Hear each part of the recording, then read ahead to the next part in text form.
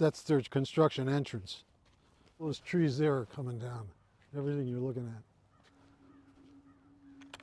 at. Hi, I'm Wendy Crutchfield, and I'm a resident of the Bayfront Communities. And this area is the Pleasure House Point Nature Area. And this parcel that you're looking at here is part of the parcel that the city is going to redevelop into a wetland mitigation bank. What that will allow them to do is to destroy wetland credits in another part of the city, which they need to do for some flood protection projects that are needed to help protect people's homes and their businesses in the central part of our city. Unfortunately, in that effort, they're going to remove a lot of this upland forest. Well, when I moved here, there was nothing here, including the Brock Center. And there's a beautiful path you're going to see very soon. And I just used to love to walk through there, take pictures of birds and just enjoy the quiet. And so this is like living in the middle of a big city, but you've got your suddenly in your country. Hello, my name is the Lorax. I speak for the trees. I've been living in Ocean Park for 24 years. I suggested everybody watch the Dr. Seuss story, The Lorax. The Onceler is the city, and everything they say on there could have been written, filmed, and told about this particular property, and it speaks for itself. This area here is where they're going to be digging these trenches so that they can flood the whole area. It's a little over 12-acre section of the Pleasure House Point Nature Area. Part of it is going to remain in a conservation easement, and this part they're going to bring water in so it flows in and out. It's a project that's supposed to help improve the water quality that's going into Pleasure House Creek, Lynnhaven River, and onto the Chesapeake Bay. So the wetland restoration project is not an objection to anybody. It's the removal of the maritime forest and all this land that is a restored habitat now that people have an objection to. Wetlands have like 3 legal requirements to be defined wetlands. And including in that, when the regulators look at projects, they try to determine what the function and value is of the existing topography, wildlife, the environment, and then they try to look at the proposed function and value of what might happen after man does something for their project. And early on, Public Works acted like nothing was here to sell the project. This was wetlands. We're just going to turn it back into wetlands. The trees that are standing here, many have been here over 100 years, weren't here somehow 50 years ago. And they would say with a straight face that the critters that will be disturbed when this 12 acres gets clear cut will just come right back like magic. The 8 acres of maritime forest does not need to be bulldozed and destroyed because the city right now can buy 5.2 mitigation tidal credits that are what they need to do their flood projects. They only need for flood projects that will be coming up later in the year 2.7 credits, but they can buy, if they want, 5.2. So they would actually be able to buy 2.5 extra credits. And it would save citizens a considerable amount of money because the cost of the credits is very modest compared to the $12 million that they have set aside to do this bulldozing and mud pit creation. This project is missing a lot of accurate current data that people, again, like Public Works, act like there's nothing here. Like we're hearing birds singing, even if it's late in the morning. But like right here to your right, you can see what looks like tire tracks, which probably came from decades ago when they were driving back here, dropping the fill and everything else, but you can see how it's carved out. You can see how it's wet right through here. And when we were with a meeting a couple days ago with the Army Corps and some city people, I brought them over here because, one, it's wet. Two, most importantly to me, again, a non-scientist, there are wetlands plants right here. And the significance of that to me is, and to other people, is that this needs to be delineated again by a licensed wetland specialist, or possibly the Army Corps can just come out and do this.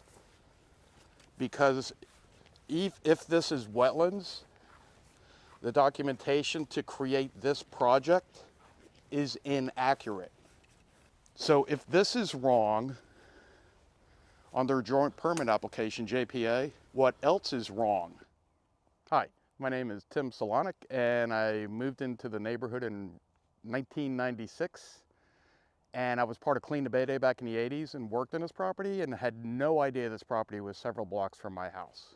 And just became highly motivated to protect it in late 2002, early 2003. We're here specifically, it seems, about these shortcuts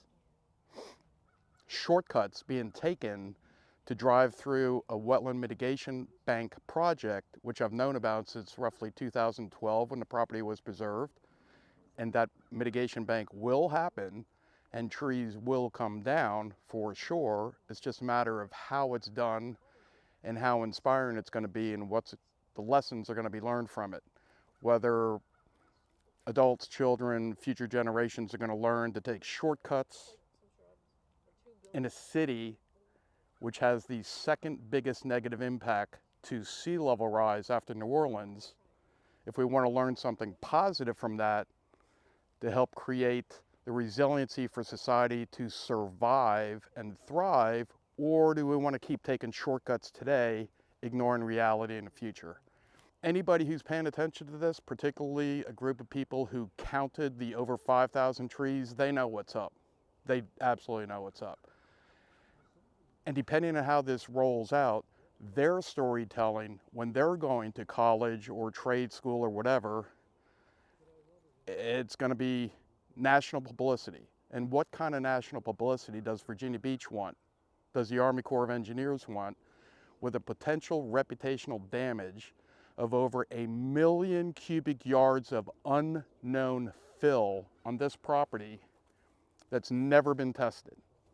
I'm sorry, it's been sampled 3 locations years ago in what appears to be a way of, we have to jump through this hoop, provide this documentation, and we don't necessarily want to find anything. Very soon this whole area is going to be fenced off, and the city will have some signs up around to explain the project, but it will be off limits to the public until the construction is complete, and that will probably go on all summer. My name is Mary Klecker. I am a nature enthusiast, and I come out here all the time, and now I have my camera. I love photography, especially nature photography. And it's amazing here because there's so much. And I walk other parks, First Landing, and all over, and this is just a treasure trove of wildlife. So I feel like the trees are so important as barriers, noise filtering, air pollution. They're just part of this ecosystem now. And I hate to see it destroyed, and how long will it take to recover from this is really a big concern. How many trees will take? How many years? I mean, this whole nesting season is going to be totally destroyed from all the noise and the destruction. My name's Matt Hayes. I live in Aries on the bay, just across the street. I like to walk these trails as much as I can, and that's going to be every day now until it's gone, unfortunately. This place is beautiful, it's majestic. We bring our dog down here, you know, watch people fish, just enjoy being outside in nature. Like, it doesn't get any better than this. I'm a nature lover, and what the park here represents to me is nature and a diverse ecosystem that includes mammals and birds and all types of wildlife.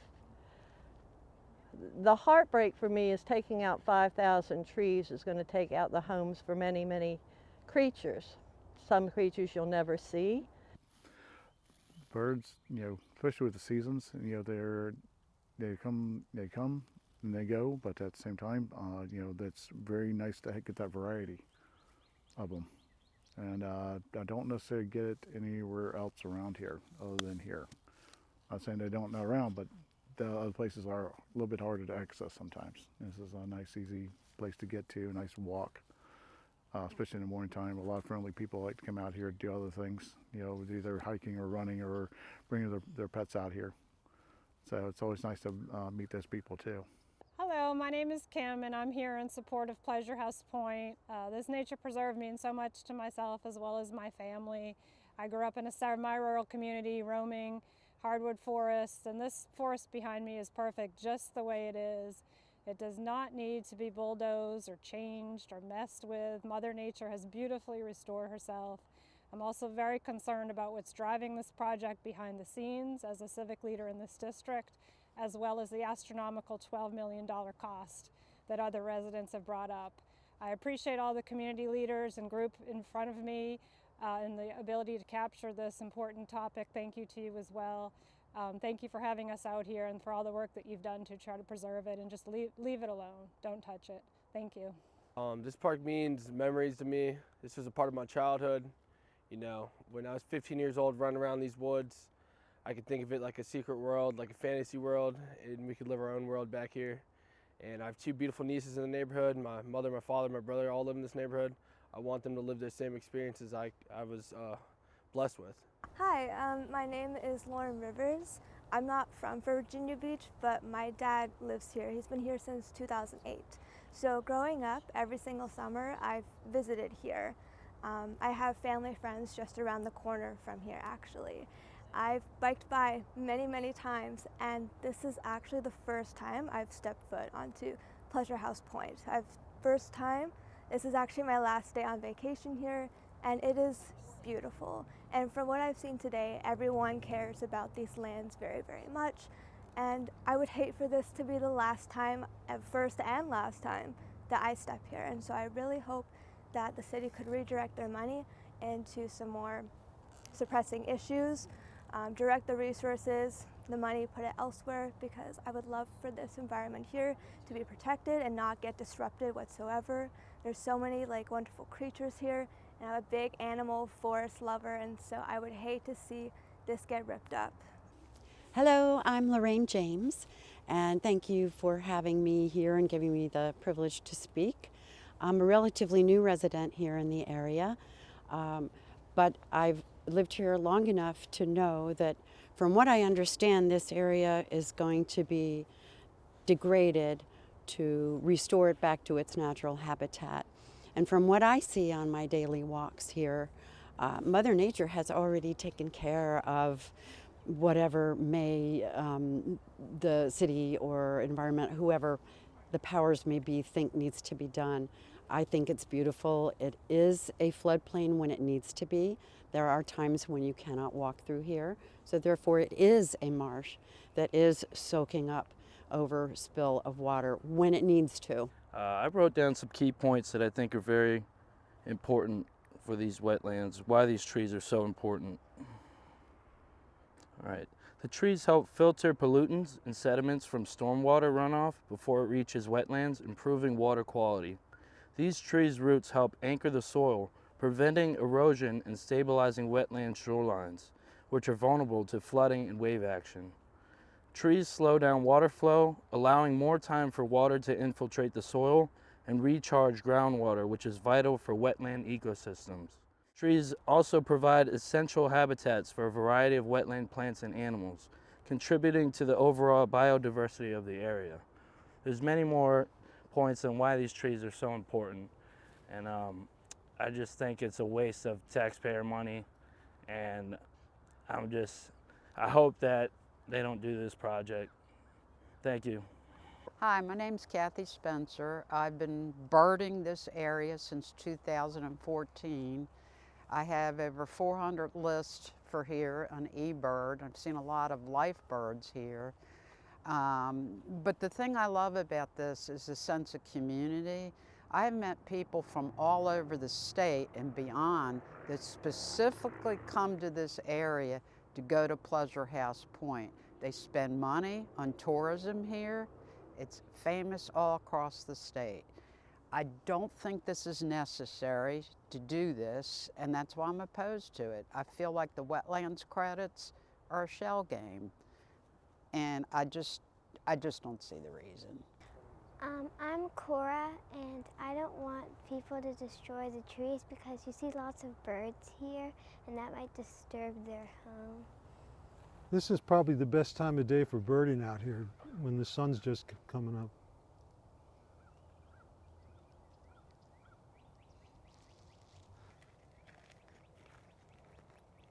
Wow. Yeah, it's a bunch of buffleheads.